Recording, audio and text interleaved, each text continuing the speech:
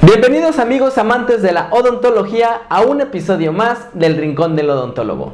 Yo soy Víctor Iván Guerrero. ¿Se han preguntado qué tanto riesgo corren sus tratamientos en pacientes bruxistas? Pues bueno, el bruxismo es causa de muchos fracasos en tratamientos dentales. Por eso, hoy les traigo una clasificación para evaluar el riesgo de nuestro paciente con actividad parafuncional.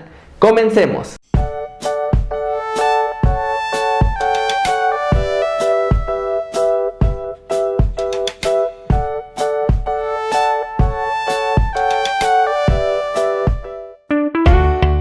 Cuando el paciente tiene una longitud normal en sus dientes anteriores y no tiene facetas de desgaste en los dientes posteriores, podemos hablar que es un paciente sano.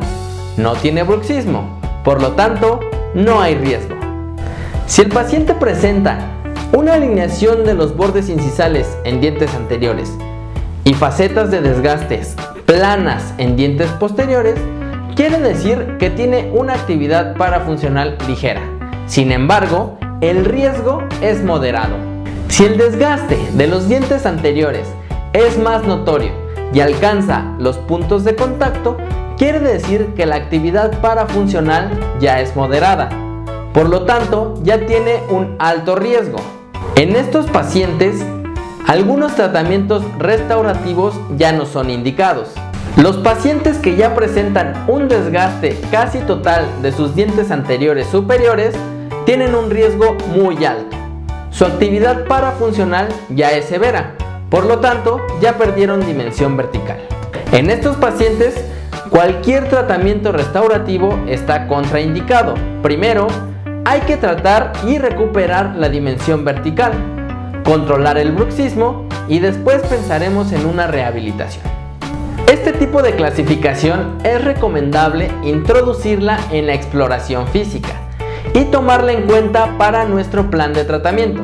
Así nos vamos a ahorrar muchos problemas y vamos a evitar muchos fracasos. Espero esta información te sea de utilidad. No olvides compartirla con más amigos amantes de la odontología. Y dime, ¿qué te pareció la clasificación? ¿Conoces alguna otra? ¿Estás de acuerdo o en desacuerdo? No olvides suscribirte, te voy a poner aquí un botón para que te suscribas y activa las notificaciones para que no te pierdas ningún video.